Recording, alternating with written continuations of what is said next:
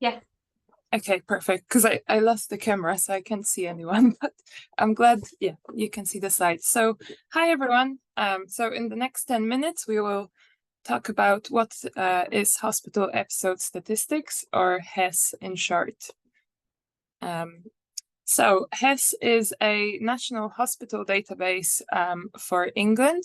It covers details of all NHS-funded secondary healthcare, and we'll see in the next few slides what types of data and from which services is recorded. HES data are collected by NHS England from healthcare providers, and it's important to remember that HES is collected for financial purposes, so for hospitals to be reimbursed for their patient care and hospital activity. So just always keep in mind that HES is administrative database and it's not collected for research. The great thing about HES is that the data collection is ongoing. HES is processed on a monthly basis, and NHS England provides provisional outputs on their website, so you can have a look at hospital activity statistics there. And then NHS England also carries out additional data cleaning, some validation and deduplication. They derive additional fields, and then finalize the monthly outputs into a final annual HES extract. Once the final HES extract is published, it doesn't get updated anymore. So in that way, the data becomes static. And again, these annual extracts are collected per financial year rather than calendar year, because as I mentioned, HES is collected for financial purposes. So it's just another thing to remember, that the data will come from April to March. So what types of data are recorded? Information about admitted patient care, so that's inpatient admissions, is available since 1989. And that includes all hospital admissions for a birth or for mom for delivery. However, although I mentioned here 1989, token person ID, so a unique identifier that enables longitudinal follow-up of patients over time, is only available from 1997 onwards. So when you use ECHILD, you will have access to HES data from 1997, and that's what we mostly use for research, as we want to be able to look at these longitudinal trajectories of healthcare use. Apart from hospital admissions, HES includes outpatient appointments available since 2003, accident and emergency attendances available from 2007, ONS mortality data is linked for deaths occurring from 1st January 1998 onwards, and adult critical care records are available from 2008 onwards.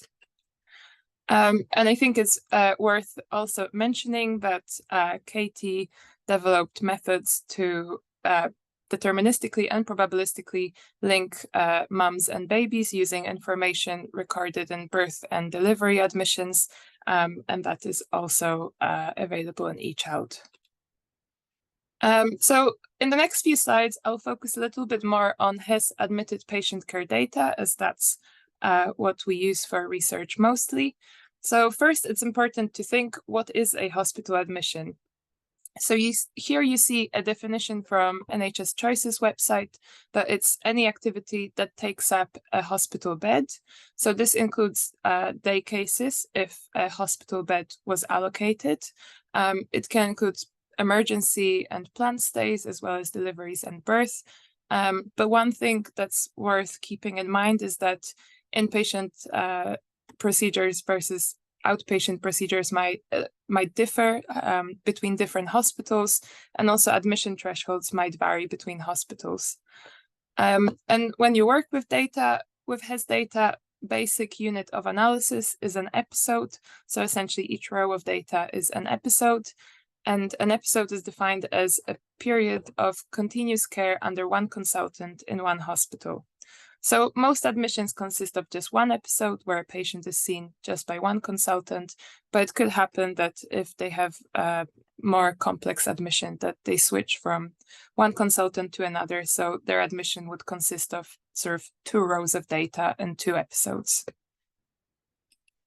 And in terms of information recorded during hospital admissions, HES covers diagnosis recorded at discharge. These are coded using ICD-10 codes and can be used to identify chronic conditions or define other conditions in patients.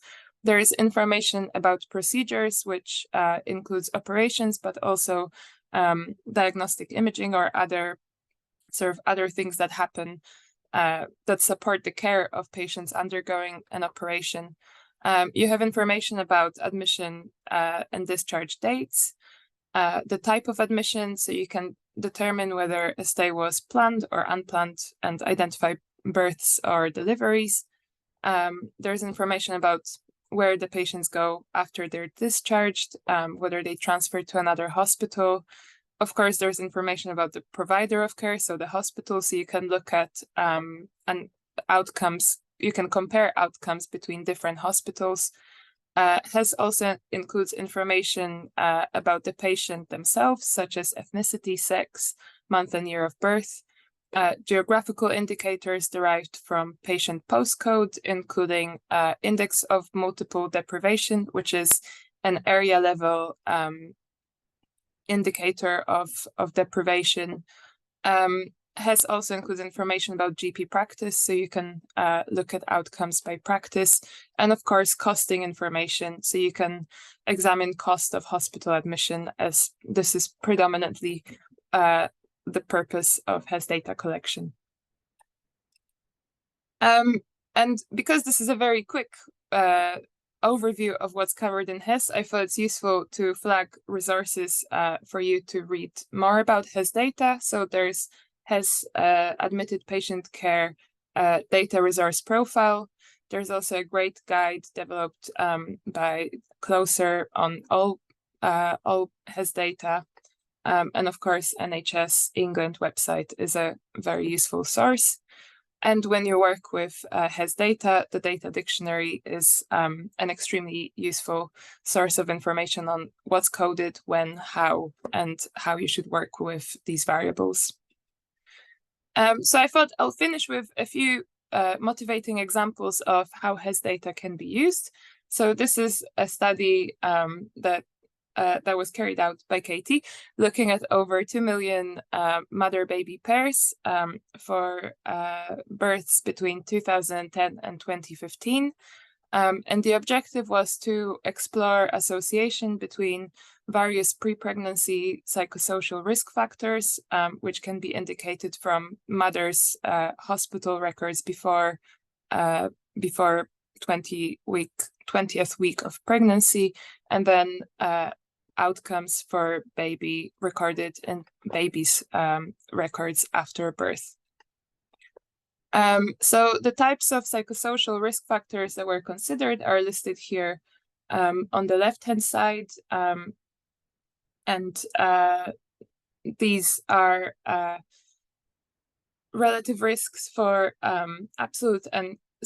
relative risks and absolute differences in these outcomes. And you can see that all of the psychosocial risk factors were associated with adverse infant outcomes, really highlighting the importance of interventions to improve maternal health before and during pregnancy, and the impact on babies' long-term outcomes. And the second example is slightly different. So this is a comparison that we carried out to look at, does it matter, or what is the impact of how we define our phenotypes? So how do we define conditions of interest using diagnostic codes? And here we compared 3 different ways of defining congenital anomalies based on existing algorithms from Eurocat, and then 2 lists of chronic conditions developed by Pia Hardelid and Chris Feudner. And we found that depending on which definition we used, Feudner identified the smallest proportion of babies with congenital anomalies. So they are here at the bottom, but they had the highest risk of death. So it was the smallest group of most severely affected children, while the EuroCat list identified the largest group of children, but they had the lowest mortality of the three groups. So they were the largest group that are perhaps less severely affected. So that's it for me on HES, and I'll hand over to Matt. Thanks, Ania. So if any of you have any questions, put them on the Jamboard or hold them, and we'll come back to them shortly. Right, let me get my slides up.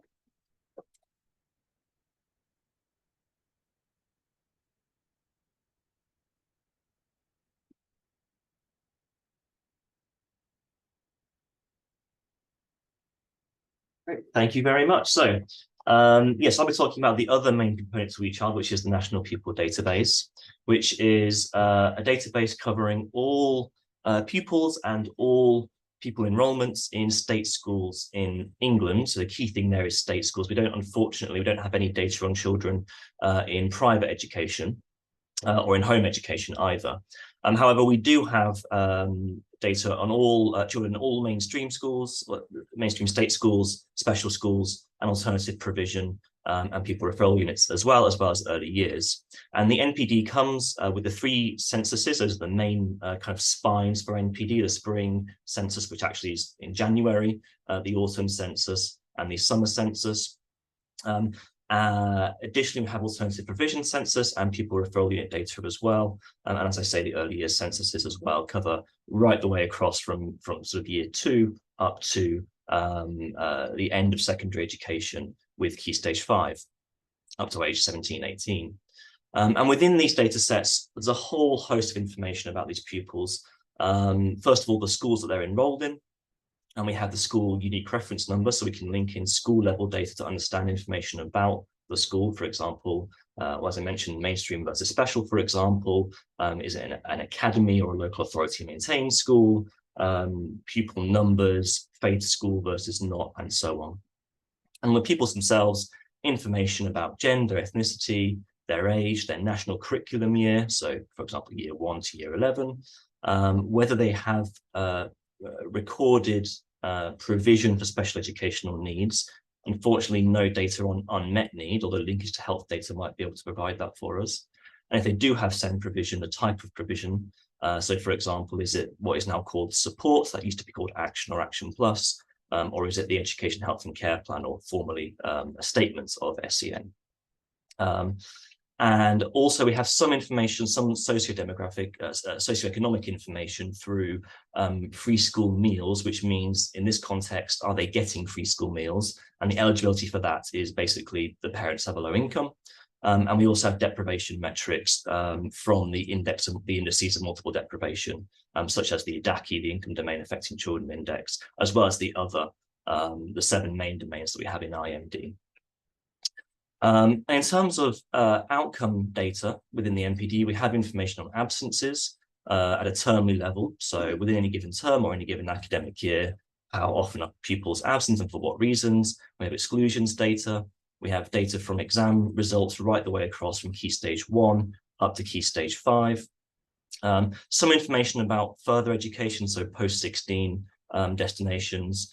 As I say, school level data, and also as a kind of add-on, we have the social care data as well. These are actually separate data sets, but Department for Education collate these data and to some extent link them to the NPD as well. We'll see that in a moment. So it's near total population coverage. 93% of children in any given year are enrolled in a state school. That means the remaining 7% are elsewhere. Most of them are in private schools. These numbers come from a separate data collection at school level for private schools.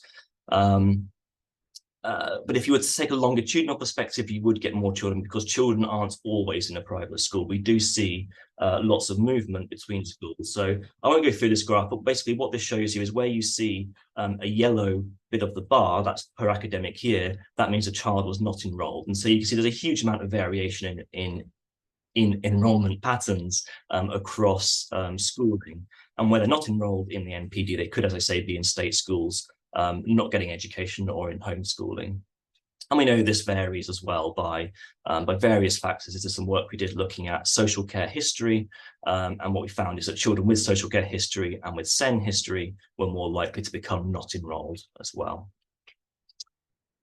So although the NPD is an incredible resource, given its coverage and given the depth of data we've got in it, just like with HES, it's not collected for research purposes. It's an administrative database which was created for service provision, monitoring, and funding purposes. As I say, it doesn't include any non-state school enrollments, and no data on death or immigration, although again, linkage to HES and the ONS death data will give you that. And you need to look out, as with all admin data sets, similarly with HES, you need to look out for variation across time and across the country in practice, in coding, in changes in policies and so on that could affect your results. So I'll talk a bit about the social care data now as well. So in England, social care is organised by 152 local authorities. And generally, we're talking about either well, there are two data sets: children in need, and that's children who require support from the local authority for their health and well-being. And then a subset of them have their separate database, which is the children looked after data sets. These are children who are looked after in, for example, foster care. And these are quite large data sets. So child in need, about 5% of children are referred to social care every year and are included in this child in need census. And there are about 3% of children who then get services from a local authority. There are some problems. I'll leave it to you to look up data resource profiles, which I'll link to at the end to kind of look at the details in this, but there are issues around variation in what counts as a referral and some data quality issues as well to look out for. And then with children looked after, it's a much smaller data set, but it's much more established. It began in 1992, so it's one of the oldest data sets we have in ECHILD. And it's about 0.7% of children in any given year are looked after, and across childhood, it's about 3.5%, maybe a little bit higher nowadays with more recent cohorts. It includes children who are looked after on what are now called short-term breaks. It used to be called respite care, and it also includes children who are unaccompanied asylum-seeking children as well, but doesn't include children who are looked after under purely private fostering arrangements. And again, there are some particular data quirks, which again I'll leave you to look at in the data resource profiles. So in terms of linkage, if we just look at the left-hand side of this graph for now, you can see that data flows from schools and from exam bodies to Department for Education, where DFE hold natural identifiers like name, date of birth, and unique pupil number, and from that they create what's called the anonymized pupil matching reference, or PMR. And in ECHILD, we can use the PMR to link. We have a linkage spine that can link to HES data from. The linkage was done by NHS England. Using those identifiers, but we have the PMR, the HES IDs or token person IDs, and then the linkage spine between the two. So that's relatively straightforward to do. On the social care side of things, however, the local authorities send the data to DFE, and if a child has a UPN and the authority knows it, they'll send that as well. And what that means is that for a subset of children who don't have unique pupil numbers, for example, because they haven't started school yet, won't have a PMR in the NPD, which means linkage to NPD is partial, and therefore linkage to HES from the social care data is partial as well. And it's only really the school-age children that you can get via this route.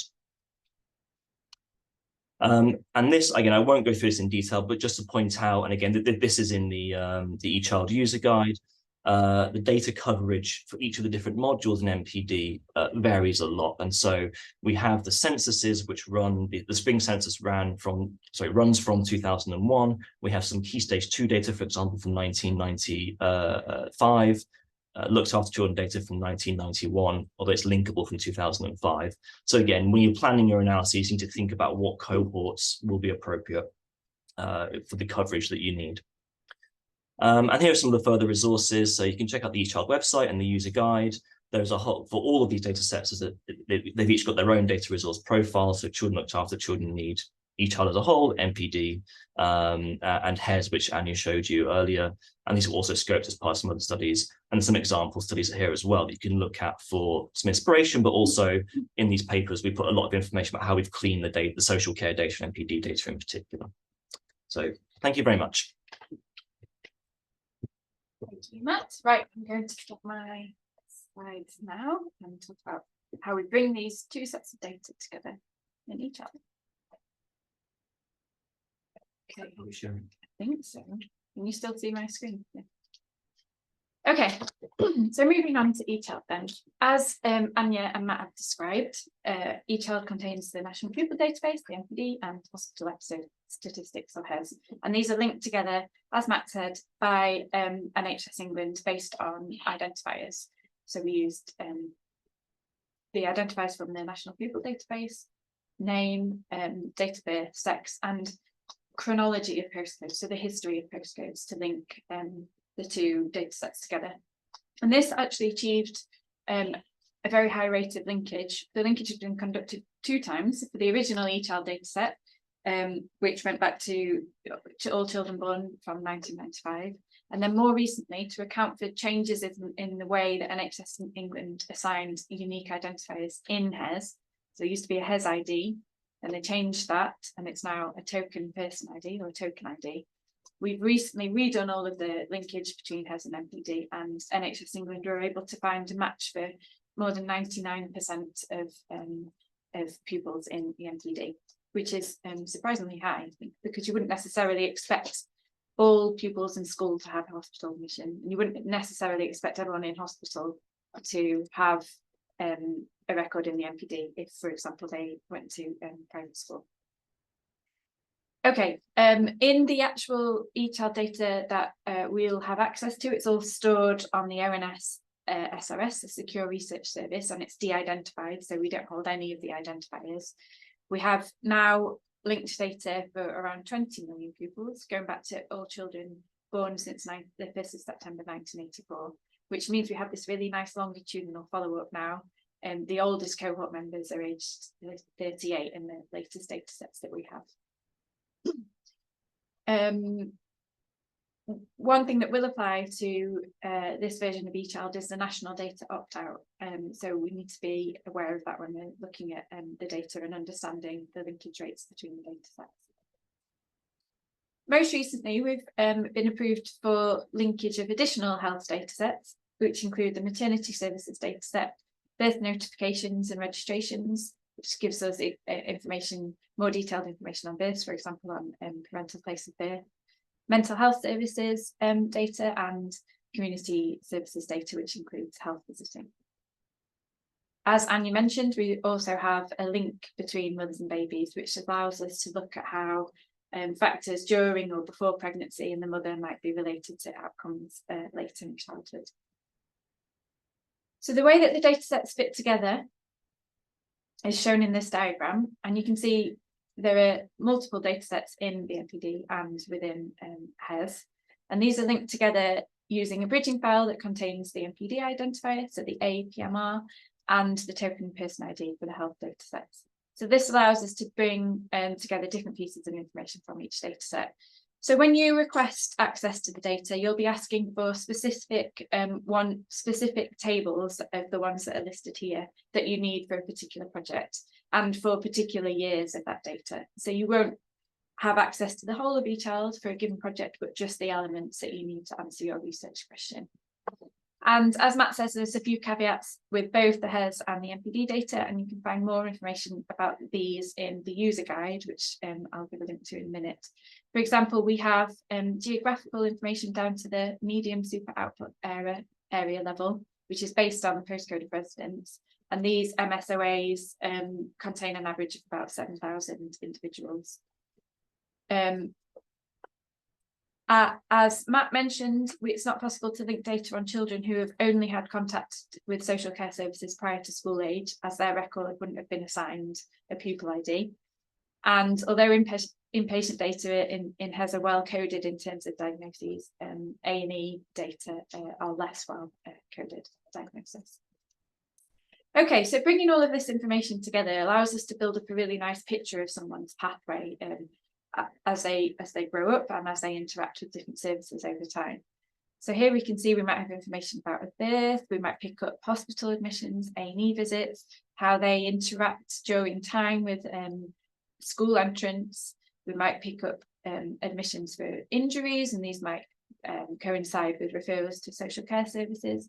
The child might become looked after, they might have a special educational needs record. We can see more health contacts, absences in school. We might have information about moving to independent living, GCSE results. And then if it's a female, perhaps we have information about their birth. So we can see how we can start to piece together these different elements of the data to build this really detailed picture. And using the mother-baby link, this means that we have information on the mother prior to pregnancy and prior to giving birth. And depending on the cohort and the age of their mother, that might include the mother's education and social care data, as well as their health data.